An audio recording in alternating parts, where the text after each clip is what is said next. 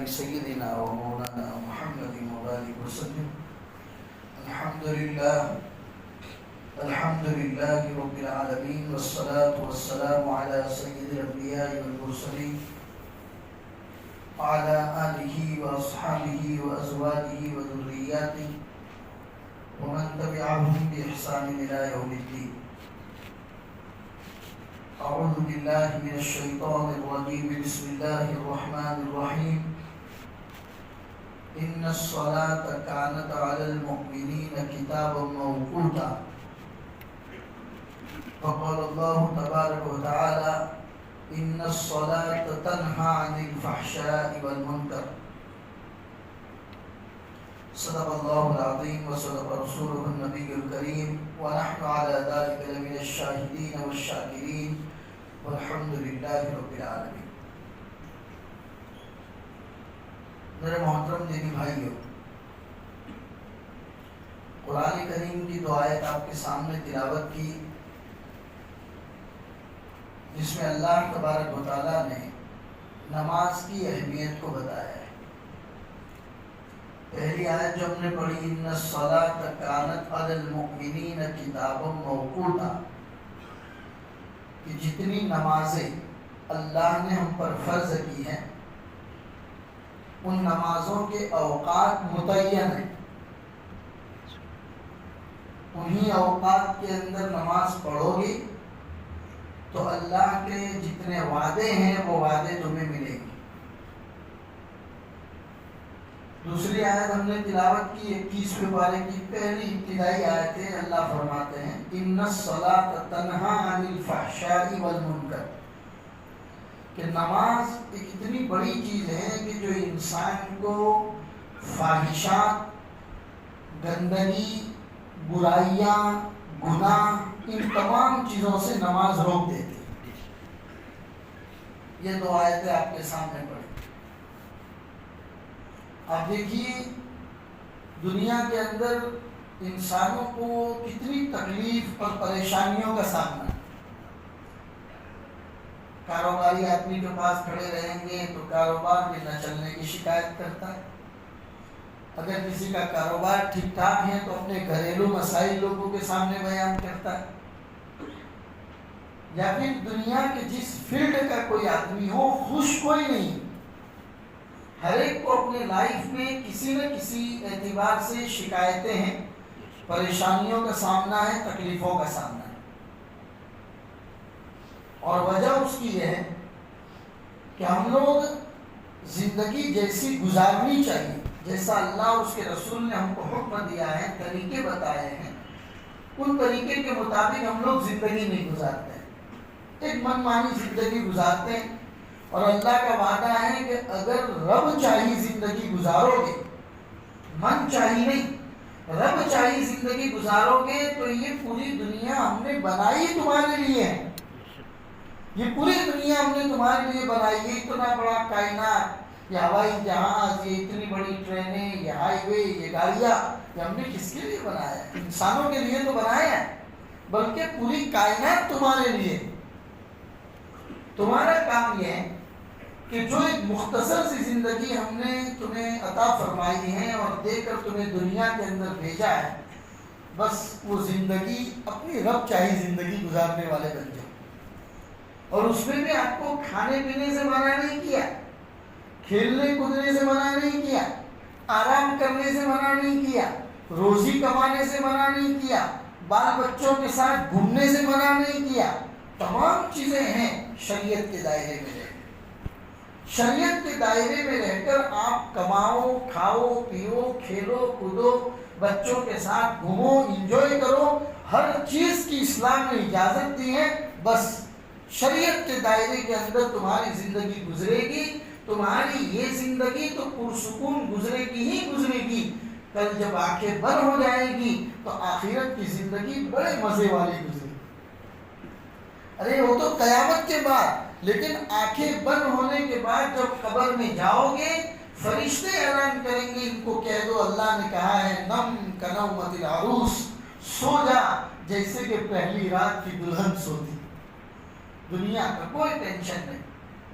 تم نے اپنی زندگی اپنے اللہ اور اس کے رسول کے بتائے ہوئے احکام کے مطابق گزاری ہے، بس اب تمہاری یہ زندگی اللہ کے حوالے ہے، یہی قبر کے اندر سے ہی جنت کی نعمتوں کا مزہ شروع ہو گیا۔ بس ہمیں کرنا کیا ہے میرے بھائی، رب چاہے زندگی گزارنی ہے، من چاہے زندگی نہیں گزارنی۔ اسی لیے ہمیں ہر چیز کے اندر نیت سکھائی ہے، ہر چیز میں دار و مدار نیت کے اوپر رکھا۔ قرآن کے بعد اسلام کی سب سے بڑی صحیح کتاب اگر کوئی ہے تو بخاری شریف ہے، جس کے بارے میں کہا جاتا ہے اصح الکتب بعد کتاب اللہ الصحیح البخاری۔ قرآن کریم کے بعد سب سے بڑی کتاب اسلامی لٹریچر کی اگر کوئی کتاب ہے تو بخاری شریف ہے، اور اسی بخاری شریف کی سب سے پہلی روایت یہی ہے انما الاعمال بالنیات، کہ تمہارے جتنے بھی کام کاج اور اعمال ہیں ان کا دار و مدار نیت کے اوپر۔ کھانا ہر کوئی کھاتا ہے، اسی کھانے کے وقت اگر نیت انسان کی درست ہو جاتی ہے تو یہ پورا کا پورا اس کا کھانا عبادت بن جاتا ہے۔ کاروبار ہر انسان کرتا ہے، آپ صبح اٹھ کے کاروبار کے لیے گھر سے نکلتے ہیں، اگر آپ کی نیت درست ہے حلال کمائی کے بارے میں، دکان کا دروازہ کھولتے ہیں اور آپ نیت اگر درست کرتے ہیں، آپ کے پورے دین کا کاروبار بھی اللہ کے وہاں عبادت بن جائے گا۔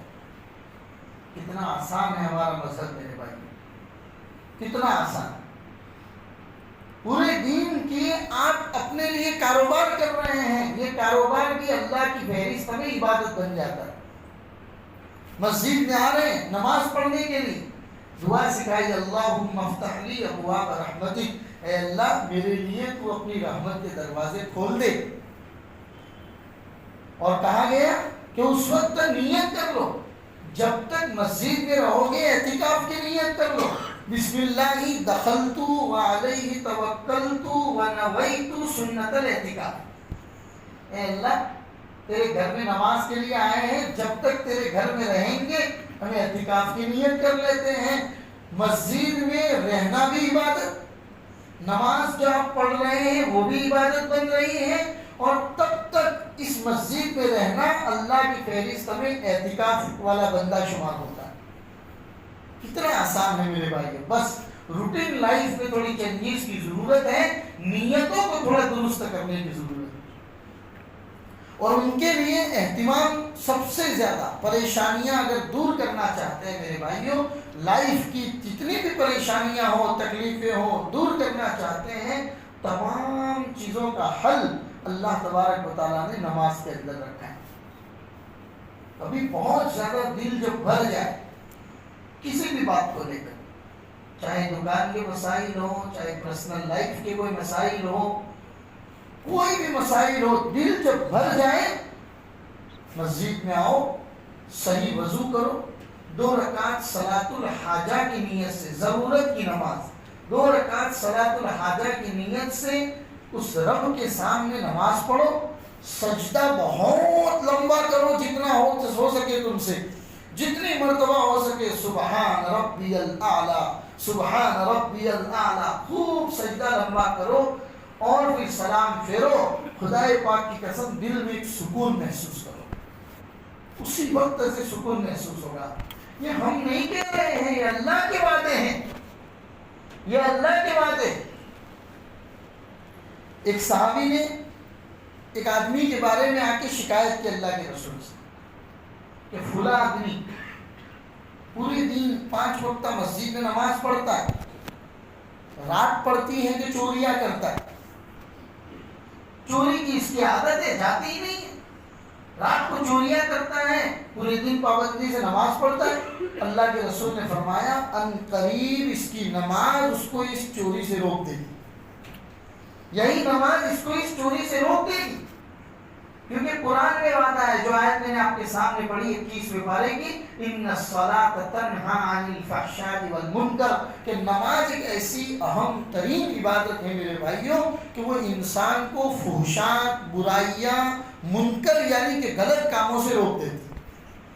ہاں فرق اتنا ہے کہ ہماری نماز نماز بن جائے، بس نماز نماز بن جائے، صحابہ کے کتنے قصے پڑھتے ہیں میرے بھائیوں. کیا ان کو تکلیفوں کا سامنا نہیں تھا؟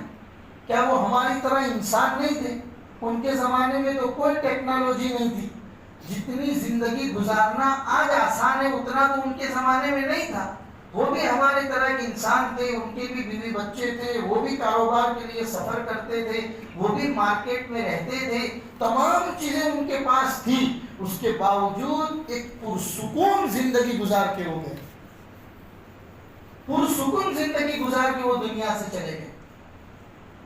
ان کی پوری زندگی رسول پاک صلی اللہ علیہ وسلم کے بتائے ہوئے احکام کے مطابق تھی، اور وہی زندگی آج ہمارے سامنے نمونہ ہے. اسی کے مطابق زندگی ہم گزار لیں. وہی صحابہ 2 رکعت نمازوں سے بڑے بڑے مسئلے اللہ سے حل کرا لیا کرتے تھے. کتنی پریشانیاں آ جاتی تھی. کسی صحابی کے کسی نے آ کے سنایا کہ آپ کے گھر میں آگ لگ گئی ہے، آپ کے گھر میں آگ لگ گئی ہے. وہاں گھر سے بہت دور تھے، جا کے آگ بجھا سکے اس طرح کی پوزیشن نہیں تھی. فوراً 2 رکعت نماز کے اندر اللہ کے سامنے گر گئے، نماز پڑھتے رہے، اللہ سے دعا کرتے رہے. کسی نے آ کے بتایا کہ محلے میں آگ لگی تھی، آپ کا گھر آتے آتے آگ بجھ گئی. کتنے مسائل 2 رکعت نماز پڑھ کے اس اللہ کے سامنے مسائل کو حل کیا کر لیا. ہمیں بھی اپنی نمازیں ایسی بنانے کی ضرورت ہے. نمازیں الحمدللہ ہم لوگ پڑھتے ہیں، لیکن نماز جیسی ہونی چاہیے ایسی ہماری نمازیں نہیں. سب سے پہلی بات کہ نماز کو وقت پر پڑھنا ہے. ہم نے گویا کہ کام کو اہمیت زیادہ دے دی، نماز کو تھوڑا پیچھے ڈال دیا. کتنے لوگ نماز میں لیٹ ہو گئے. ذرا دوستانہ ہوتا ہے، محبت ہوتی ہے، تعلقات ہوتے ہیں تو پوچھ لیتے بھائی کیا ہوا لیٹ ہو گئے. بارنو فون آ گیا تو اتنے لیٹ تھے.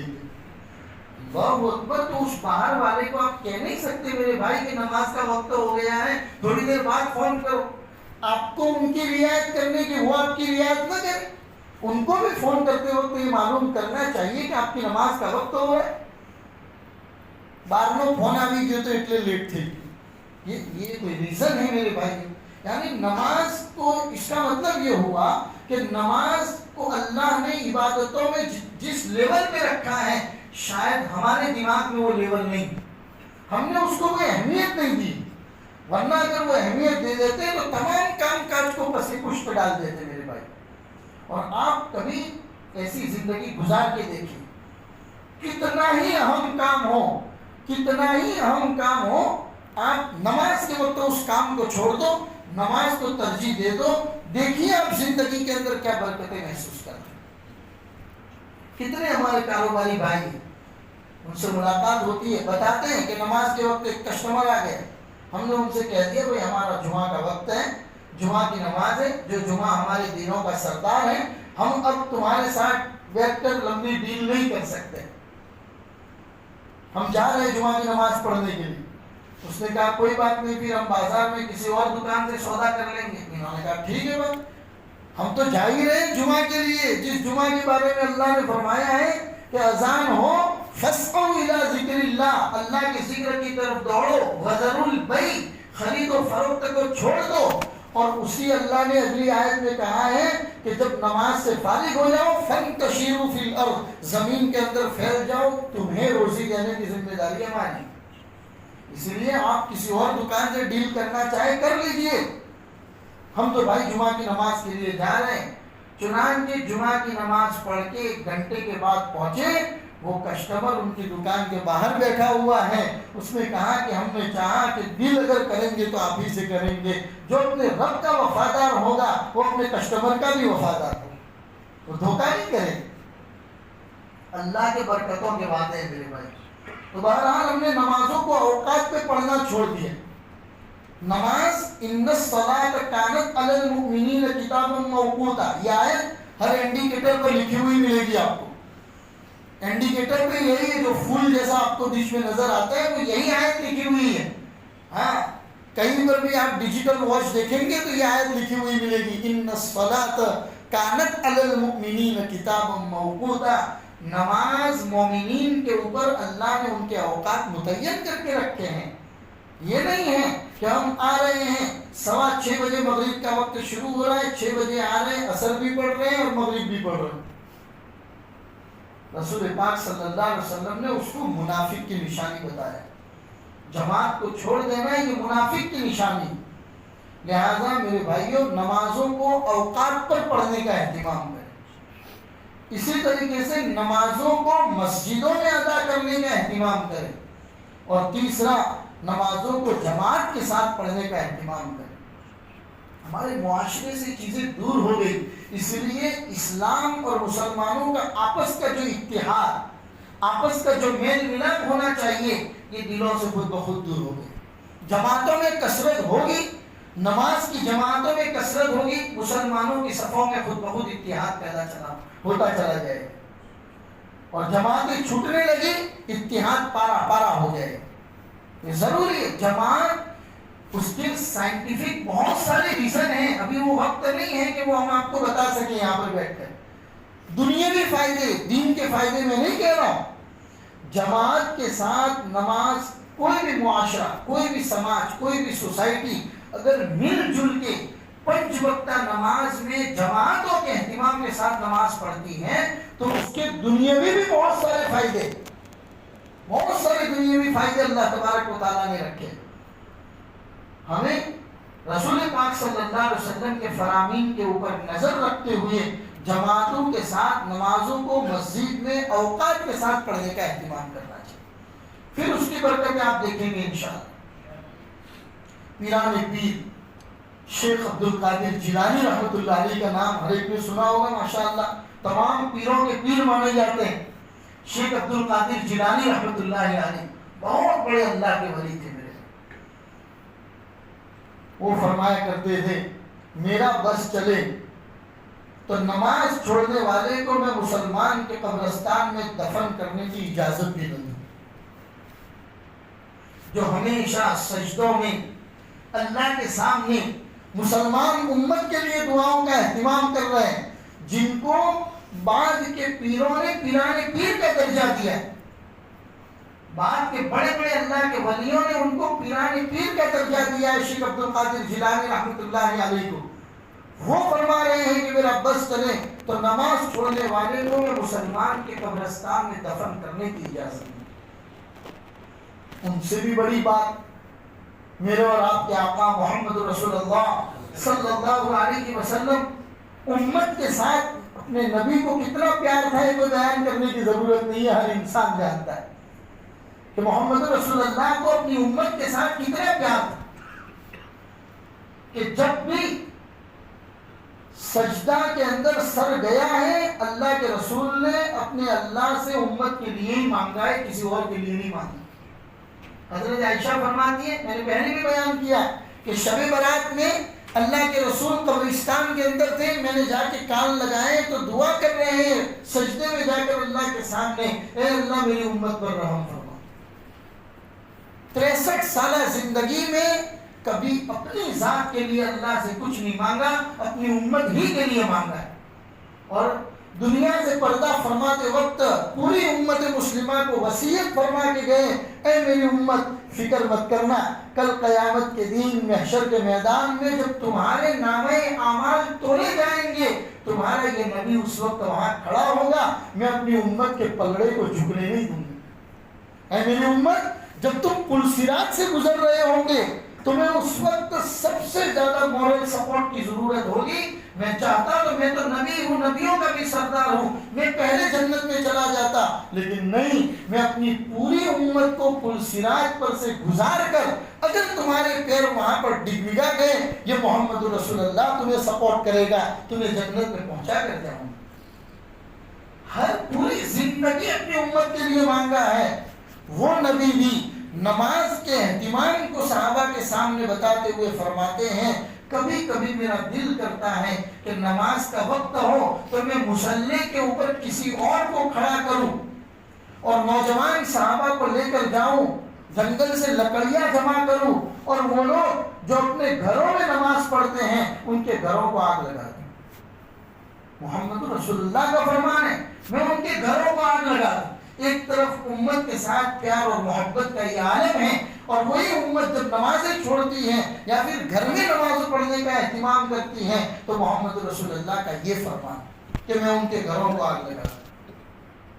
لہذا میرے بھائیوں، نمازیں وقت پر ادا کریں، مسجدوں میں ادا کریں، اور جماعت کے ساتھ نمازوں کو ادا کرنے کا اہتمام کریں۔ اور پھر جب نماز سے فارغ ہو جائے تو فوراً نکلا نہ کرے۔ ہر نماز کے بعد شیخ زکریا علیہ الرحمن نے لکھا ہے کہ ہر نماز کے بعد اللہ ایک دعا قبول کرتے۔ کیا وقت لگتا ہے؟ مسجد میں آئے ہی ہیں، نماز پڑھ لی ہے تو 2 منٹ 3 منٹ رب کے حضور ہاتھ اٹھا کر کچھ دعا کر کے جائیں، اپنے لیے، اپنے کاروبار کے لیے، اپنے بیوی بچوں کے لیے، اپنے والدین کے لیے، جس کے لیے بھی آپ دعا کرنا چاہیں دعا کا اہتمام رکھیں، اور دعا کر کے جائیں، بغیر دعا کے نہ جایا کریں، کیونکہ وہ قبولیت کی گھڑی کا وقت ہے۔ کوئی ہمیں جب عمرہ کے لیے جاتے کوئی بتاتا ہے کہ یہاں دعا قبول ہوتی ہے، فوراً وہاں دعا کا اہتمام کرتے ہیں۔ کوئی ہمیں بتاتا ہے کہ فلاں وقت میں دعا قبول ہوتی ہے، ہم اس وقت اہتمام کرتے ہیں۔ تو ہم آپ کو بتا رہے ہیں کہ ہر نماز کے بعد اللہ دعا کو قبول کرتے ہیں بندے کی، لہذا نماز پڑھ کے فوراً نہ نکلا کرے، 2-3 منٹ جتنا بھی اللہ توفیق دے اللہ کے سامنے دعا کرنے کا اہتمام کرے، اور نمازوں میں جان پیدا کیجئے۔ میرے بھائی، اتنے سال سے ہم نماز پڑھ رہے ہیں، کتنے ہمارے بھائی ہیں کہ نمازوں کے اندر ایسی سستی ہوتی، نمازوں کے ارکان، نماز کو جس طریقے سے ادا کرنا چاہیے۔ آپ موبائل کے اندر، کمپیوٹر میں اندر ایک چھوٹی سی ایپ ڈاؤن لوڈ کرتے ہیں تو اس میں بھی آپ کو اسٹیپ بائی اسٹیپ جانا پڑتا ہے، اسٹیپ بائی اسٹیپ جا کر تب جا کے وہ ایپ آپ کو کام دیتی۔ تو نماز کو بھی اس کے صحیح طریقے سے ادا کریں گے تو وہ نماز کل قیامت کے دن ہمیں کام دے گی۔ میرے بھائی، نماز کا اہتمام ہو، مسجد کے اندر آتے ہیں ادب اور احترام کے ساتھ۔ آج دنیا کے بڑے آفیسر کے سامنے بھی ہمیں جاتا ہوں تو ہم ظاہر سی بات ہے کہ رات کے نائٹ کے کپڑوں میں آفیسر کے سامنے نہیں جاتے، ہم کوشش کرتے ہیں کہ میرا پینٹ، میرا ٹراؤزر، میرا شرٹ، میری ٹائی ٹھیک ٹھاک ہو، میرے بال درست بنے ہوئے ہوں، میں چاہوں تو اچھا سا خوشبو لگا کر کسی آفیسر کے سامنے جاؤں۔ تو نماز کے لیے جو ہم آتے ہیں وہ تو رب العالمین کے سامنے آتے ہیں، جو ملک الملوک ہے، بادشاہوں کا بادشاہ، پھر اس کے دربار کے اندر ایسے ہی ہم کیسے چلے آتے ہیں میرے بھائی؟ لہذا اہتمام کرو، اس رب کے عظیم دربار کے اندر آؤ تو ایسا سمجھو کہ بڑے بادشاہ کے دربار کے اندر جا رہے، اپنے کپڑوں کو درست کرو، کہیں ادھر ادھر سے پھٹا ہوا کپڑا نہ ہو کہ ہمارا سطر کھل جاتا ہو، یا ٹراؤزر کہیں اتنا نیچے پہن لیا ہے ہم نے کہ جس کی وجہ سے سجدے میں جائے اور ہمارا سطر کھل جائے، ٹی شرٹ یا تو ہم نے اتنی چھوٹی پہن لی ہے کہ سجدے میں ٹی شرٹ اونچی ہو جائے اور ہمارا سطر کھل جائے۔ ان تمام چیزوں میں چھوٹی چھوٹی باتیں ہیں لیکن ان کا اہتمام کرو۔ اور میں تو اکثر میرے بھائیوں کو کہتا رہتا ہوں کہ بھلے آپ کوئی بھی کپڑا پہنیں، ہو سکے تو اپنی دکان کے اوپر ایک جھبا وغیرہ رکھ لیا کرو، تاکہ نماز کے اوپر اس کو زیب تن کر لیا، آگے نماز پڑھی اور جا کر اپنی دکان میں ٹنگا دو۔ اہتمام والے کپڑے پہن کر اللہ کے دربار میں آؤ، پھر نماز جب مسجد کے اندر آ جاؤ تمام کام کاج بند۔ کتنی مرتبہ ایسا ہوتا ہے یہاں مغرب کی نماز پڑھا رہا ہوں، اے سی چل رہا ہے، بالکل سکون ہے ہر جگہ پر، دروازہ کھول کے اندر تو صاحب انٹری کر رہے ہیں، اتنی زور سے باتیں کر رہے ہیں کہ مجھے یہاں پر پورے نماز کے اندر پتا چلتا ہے۔ ارے بھائی پورا سکون ہے، آپ کو اتنا بھی کامن سینس نہیں ہے کہ آپ مسجد میں جا رہے ہیں جہاں پر کئی 100 کی تعداد میں لوگ نماز پڑھ رہے ہیں، آپ کی باتیں کرنے کی وجہ سے کتنے لوگوں کو ڈسٹرب ہو رہا ہے؟ یہ شاید اس لیے ہو رہا ہے کہ نماز کی اہمیت ہمارے دلوں میں نہیں، اللہ کے عظیم گھر کی اہمیت ہمارے دلوں کے اندر نہیں ہے، ہم نے بالکل اس کو ایک نارمل چیز سمجھ لی ہے۔ لہذا نماز کی اہمیت سب سے پہلے دلوں میں پیدا کریں، وقت پر نمازوں کو مسجدوں میں باجماعت ادا کرنے کا اہتمام کریں اور اپنی نمازوں کو درست کریں کہ ہماری نمازیں درست ہیں کہ نہیں۔ ہم قیام میں امام کے پیچھے کھڑے رہتے ہیں، الگ سے نماز پڑھتے ہیں، تو ہم کیسے نماز پڑھتے ہیں؟ ہمارے ہاتھ باندھنے کا طریقہ، اسی طریقے سے رکوع میں جاتے ہیں تو ہمارا رکوع کیسا ہے، سجدے میں جاتے ہیں۔ میں آپ کو ایک چھوٹا سا مسئلہ جس کے اندر بہت سارے لوگ مبتلا ہیں، شاید نہیں جانتے ہیں بیچارے اس لیے مبتلا ہیں، کتنی مرتبہ سجدہ کرتے ہیں ہمارے بھائی اور ان کے دونوں پیر اٹھے ہوئے، حالانکہ 3 مرتبہ سبحان ربی الاعلیٰ کہنے کے وقت اگر آپ کے پیر اٹھے ہوئے ہیں آپ کی نماز ہی نہیں ہوئی. اب یہ ایک چھوٹا سا مسئلہ ہے لیکن زیادہ تر ہمارے نوجوان بھائی اس کے اندر مبتلا ہے, شاید ان کو پتا نہیں. لہٰذا اہتمام کریں دونوں کے دونوں پیر سجدے کے اندر آپ کے زمین پر ٹکے ہوئے ہوں. اور یہ کوہنیاں کتنے بھائی زمین پر بچھا دیتے ہیں, جب سجدے میں جاتے ہیں تو یہ ہماری پوری کوہنیاں زمین کے اوپر رکھ دیتے ہیں. نہیں, یہ ہاتھ ہی خالی زمین پر ہوں گے, بقیہ یہ پورا کا پورا حصہ زمین سے اوپر رکھنا. ان چیزوں کا اہتمام کریں میرے بھائی. کھڑے رہیں. ادب تو یہی ہے کہ اس طریقے سے صف کے اندر کھڑے ہو کہ ہمارے دو پیروں کے بیچ میں صرف 4 انگلیوں کا فاصلہ. ہاں, اگر کوئی انسان باڈی والا ہے, موٹا آدمی ہے, وہ بیچارہ اگر کھڑا نہیں رہ پاتا ہے تو اس کے لیے گنجائش ہے کہ وہ تھوڑے پیر چوڑے کر کے کھڑے رہیں. لیکن کوشش یہ ہونی چاہیے کہ ہمارے دونوں پیروں میں صرف 4 انگلیوں کا فاصلہ. یہ ادب کا ایک طریقہ ہے, ادب کا یہ طریقہ ہے, اور اسی طریقے سے نماز کے پڑھنے کا اہتمام کرنا چاہیے. حضرت شیخ زکریا رحمۃ اللہ علیہ کے والد حضرت مولانا یحییٰ صاحب وہ فرمایا کرتے تھے کہ جب سجدے میں جایا کرو تو اپنے سجدوں کو لمبا کیا کرو. اکیلے جب نماز پڑھو, سنتیں پڑھ رہے ہو, نفل پڑھ رہے ہو, تو سجدے میں جاؤ تو اپنے سجدوں کو لمبا کیا کرو. اور حضرت مولانا یحییٰ صاحب بہت لمبا سجدہ کیا کرتے تھے. کسی نے آپ کو پوچھا کہ حضرت آپ اتنا لمبا سجدہ کیوں کرتے ہیں, تو فرماتے ہیں کہ آدمی جب سجدہ کرتا ہے تو اس کا سجدہ اللہ کے پیروں میں ہوتا ہے. انسان جب سجدہ کرتا ہے تو اس کا سجدہ اللہ کے پیروں میں ہوتا ہے.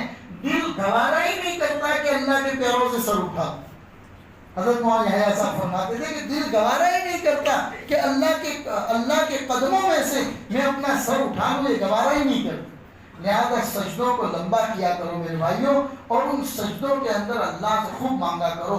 سبحان ربی الاعلیٰ جو ہم سجدے کے اندر پڑھتے ہیں, اسی وقت ذہن و دماغ میں اللہ کی کبریائی, اللہ کی بڑائی کا احساس اپنے دلوں کے اندر رکھو, اور پھر زبان سے نکالو سبحان ربی الاعلیٰ.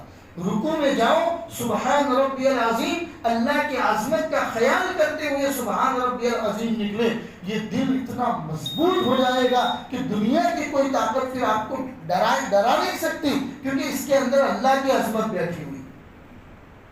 کسی شاعر نے کہا وہ ایک سجدہ جسے تو گرا سمجھتا ہے, وہ ایک سجدہ جسے تو گرا سمجھتا ہے, 1000 سجدوں سے دیتا ہے آدمی کو نجات. اللہ کے سامنے جب سجدہ کرنے کی عادت پڑ جاتی ہے تو دنیا کی کسی طاقت کے سامنے پھر سجدہ انسان کو کرنے کی نوبت نہیں آتی. جو میں سر اور ہماری نمازوں کا کیا حال ہے میرے بھائی, اللہ ہم سب کی حفاظت فرمائے, ہماری کوتاہیوں کو معاف فرمائے. شاعر نے کہا جو میں سر بسجدہ ہوا کبھی تو زمین سے آنے لگی صدا. جو میں سر بسجدہ ہوا کبھی تو زمین سے آنے لگی صدا. تیرا دل تو ہے صنم آشنا, تجھے کیا ملے گا نماز. تو دل تو وہاں دکان میں رکھ کے آیا ہے, کاروبار میں رکھ کے آیا ہے, تیرا دل تو ہے صنم آشنا, تجھے کیا ملے گا نماز. لہذا نمازوں کے اندر ایسی جان پیدا کرے, اور ان نمازوں کے بعد دعاؤں کا اہتمام کریں. دیکھیے زندگی کے اندر برکتیں آپ محسوس کریں گے. زندگی کے اندر ایک پرسکون لائف جس کو کہا جاتا ہے, پرسکون زندگی اللہ تبارک و تعالیٰ انہی نمازوں کے ذریعے محسوس کرتے ہیں. اللہ ہماری نمازوں کو درست کرنے کی توفیق عطا فرمائے. پھر ان نمازوں کے بعد جن لوگوں کے لیے دعا کرے, خاص طور پر اپنے والدین کا ہمارے اوپر حق ہے, ہمارے ماں باپ کا ہمارے اوپر حق ہے. زندہ ہیں تو ان کی تندرستی کی دعا کریں, اللہ کو پیارے ہو گئے ہیں تو ان کی قبر کے منور ہونے کی دعا کریں, ان کی قبر کے چین و سکون کی دعا کریں. کروٹ کروٹ پر اللہ انہیں چین و سکون دے, ایسی دعا کریں. رشتہ داروں کے لیے دعا کریں, اولیاء اللہ کے لیے دعا کریں. دعاؤں کا اہتمام کریں, اور خاص طور پر ابھی کے جو حالات چل رہے ہیں فلسطین, اسرائیل اور غزہ وغیرہ کے, وہاں کے مظلوم مسلمانوں کے لیے خوب سے خوب دعاؤں کا اہتمام کریں میرے بھائی. ہم لوگ پرسکون زندگی یہاں پر گزار رہے ہیں, وہ لوگ بیچارے بنکروں میں رہنے کے محتاج ہیں. یہاں تک کہ پین کلر تک کی گولی ان کو میسر نہیں, تھکے ہوئے, نیند میں مل رہی ہیں, کھانے پینے کے سامان تو دور کی بات, بدن کو آرام کے لیے چھوٹی سی پین کلر گولی جو ہوتی ہیں وہ گولی تک ان کے پاس میسر نہیں ہے. کچھ لوگ پہنچانے کی کوشش کر رہے ہیں لیکن اتنا سامان نہیں پہنچ رہا ہے کہ تمام لوگوں تک پہنچ سکے. چھوٹے چھوٹے بچے ماں باپ بچے ہیں معصوم سے، ان کو پتہ نہیں ہے کہ ہمارے ماں باپ شہید ہو چکے ہیں، ان کی آگے کی زندگی کیسے گزرے گی؟ ایسے لوگوں کے لیے دعاؤں کا اہتمام کریں۔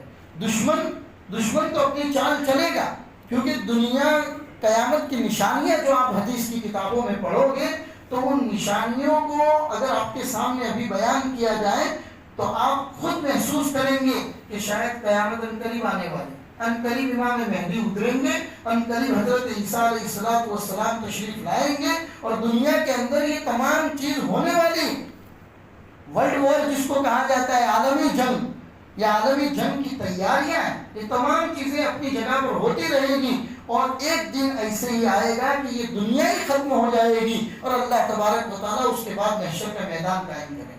لیکن اس سے پہلے ہم تو لوگوں کے لیے دعا کا اہتمام کر سکتے ہیں کہ اللہ اگر اس دنیا سے جائے تو ایمان کی سلامتی کے ساتھ جائے، اور جو تیرے ایمان والے بندے قبلہ اول کی حفاظت کے لیے سالوں سے لڑ رہے ہیں، اور اب تو ایک مزید جذبہ ان کے دلوں کے اندر پیدا ہو گیا ہے، اور ایک عظیم جذبے کے ساتھ UNO تک انہوں نے یہ میسج کر دیا کہ ہم کسی بھی ملک کی ثالثی کے لیے تیار نہیں ہے، کوئی ہمارے بیچ میں آ کر صلح صفائی کروانا چاہے، ہمیں کوئی صلح صفائی نہیں چاہتے، ہم یہ اسی بات کے اوپر ماننے کو تیار ہیں کہ ہماری زمین کو چھوڑ دو، ہماری فلسطین سے نکل جاؤ، فلسطین ہماری سرزمین ہے، یہ ہماری بھول تھی 1947 کے اندر کہ تم لوگوں کو دنیا نے نکالا تھا تو ہم نے فلسطین کے اندر تمہیں جگہ دی تھی، مسلمانوں کے بولے پن کا تم نے یہ فائدہ اٹھایا، یہ ہماری غلطی تھی، ہم وہ غلطی دوبارہ نہیں کریں گے، اب ہم سیٹسفائیڈ اسی بات کے اوپر ہوں گے کہ تم ہمارا ملک چھوڑ کر چلے جاؤ،